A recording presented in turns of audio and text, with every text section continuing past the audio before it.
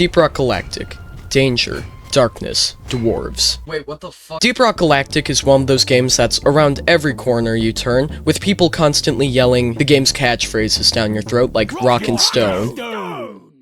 Rock and stone! And at first, I didn't get it. I looked at it and thought, oh, Left 4 Dead with bugs, whoop-de-fucking-do. But then my buddy got it, and he played this game every single day for like 5 months. So when it went on sale and I had a bit of spare cash lying around, I decided to pick it up. But while the game was sitting in my cart, I thought, what's so special about this game? I have plenty of co-op shooters, and I have even more on my wish list I'm waiting to get. What's so special about this one? Why should I purchase another? And then I felt a firm hand grasped my shoulder, and a whisper in my ear. For Carl! Who the fuck is Carl? Okay, you know what? I don't give a shit. Just give me my fucking game. And let me tell you, I get the hype. I am now officially a part of the cult. I'm not just staring at people yelling rock and stone in confusion. I am that person. But in the beginning, I didn't know what I was doing. I didn't know what this was. I didn't know what that was. All I knew was to just mine rock. In fact, while playing the tutorial, I didn't even know how to get out of this beginning section because I didn't know that you had to mine through the dirt because I'm a troglodyte and don't read. So I had my more experienced friend teach me the ropes. And this is where I learned he didn't want to help me, he just wanted to fuck with me. Wait, no, mine through that. What's in it? You fucking asshole. That's mine. You fuck! I'm gonna stay and Why fight. not? No. Fine. Explosives! Watch out! Fucking asshole! No, you left! You asshole! You fucking left!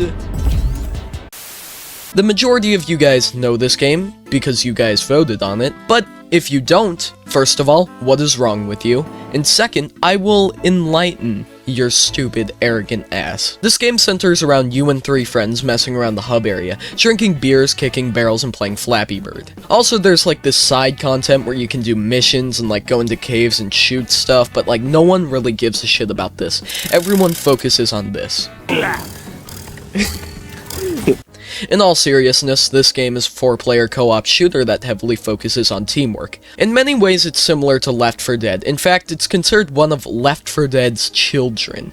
Which pretty much means it's a horde co-op shooter that has similar mechanics to Left 4 Dead. You are a dwarf working for Deep Rock Galactic, an interstellar mining company that has some questionable ethics, like making you fight through hordes of bugs only to leave you behind once they got what they came there for. You can pick between 4 characters: the scout, the gunner, the driller, and the engineer. All of these characters have a primary, a secondary, a traversal tool, a gadget tool that usually helps out with teamwork, and a grenade or throwable. All of these are different and fit their character's respective playstyle. The scout has a fast-firing rifle with a grappling hook to incentivize maneuverability. The gunner has a large, powerful machine gun that pretty much makes him a walking turret. The driller has a drill.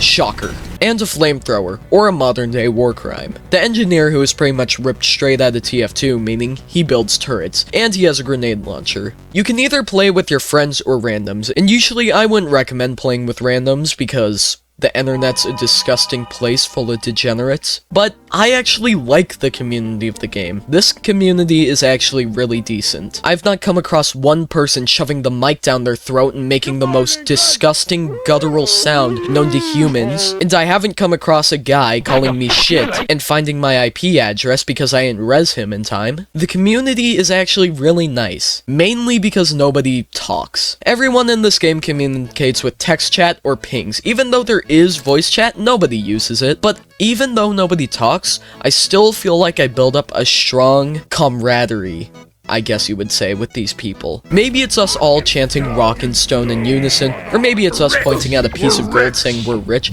I don't know. Maybe I'm just dumb. Maybe all these people are mumbling slurs under their breath. Once you have your team of dumbasses assembled, you can start up an assignment that will have you completing various missions. You will be guided by Mission Control, who doesn't tell you all too much, unless you consider the stuff that you already know information. Alright team, you're going after eggs this time. Alien eggs. Thanks. Can't miss them. These missions can range from mining some shiny looking crystal to fighting a giant robotic pyramid with robot arms that you have to kill to steal some information from a rival mining company. These missions also have a side objective that you can do to get you some extra cash upon completion. On most of your missions, you're accompanied by a robot called the Meal, or Wally, that's the constant victim of verbal harassment from the dwarves. She does a very important job of hauling around all your gold in Nitra. Gold is, well, gold. It gets you more money at the end of a mission. In Nitra, it can be used to call in a resupply pod for you and your friends to get some extra health and ammo. But if you have no friends and there are no lobbies to join, you will have to play solo. And if you play on solo, then you'll be accompanied by a robot. His name is Bosco. And you know what? Fuck friends. This guy is 100 times better than any friends that you could have in this game. He does everything a normal teammate can do, but without all the bitching and whining that they'll die if they try to revive me because there's apparently 50 bugs on me. I don't care. Revive me, bitch. But Bosco, he's over here. He doesn't give a fuck. He doesn't care if there are like 10 guys surrounding me. He'll revive me all goddamn day. And trust me, you're gonna need a lot of reviving on these higher hazard levels. Hazard levels are the difficulty of a mission that you're taking on. It can affect stuff like the enemies, the damage you take, and the intensity of a swarm. Right, I forgot to explain swarms. These are large amounts of bugs that proceed to fuck up your day, and they're one of many random events that can occur during a mission.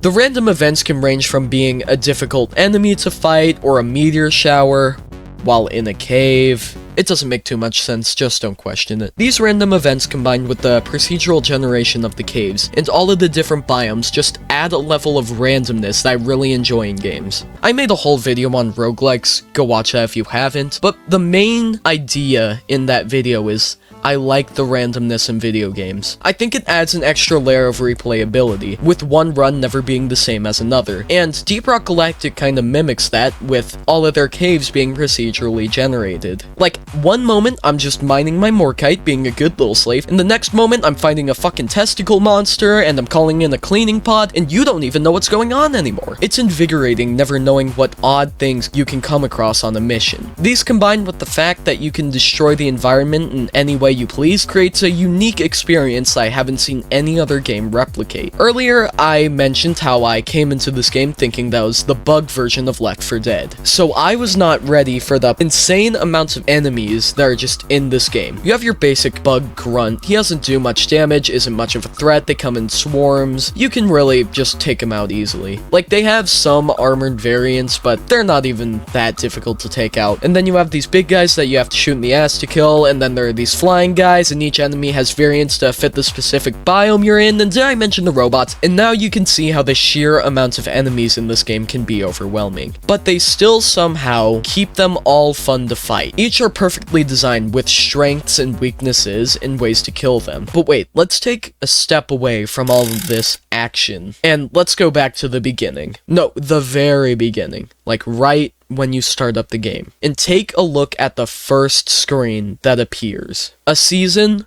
with something that looks like a battle pass. At first, this soured my mood, because I thought they wanted you to pay more for a game you already paid for. But wait, what's this? I have access to everything, and all I have to do to unlock all of this stuff is play the actual game?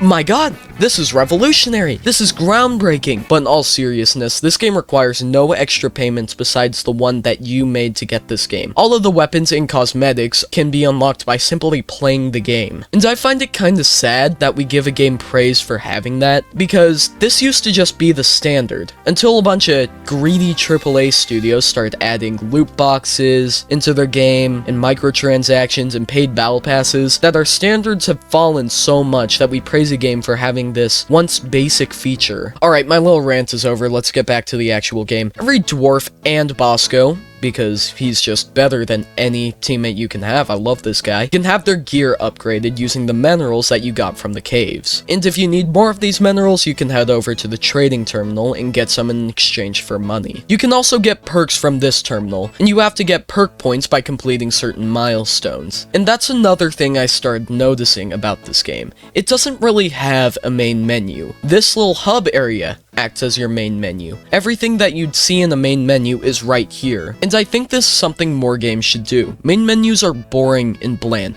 but this This is cool, this is more interactive. I can run around and kick barrels, I can fuck with the gravity, I can piss off mission control, I can watch middle-aged, balding dwarves hump the air. It's fucking hysterical, and I love it. Fuck you. Dude, fucking awesome.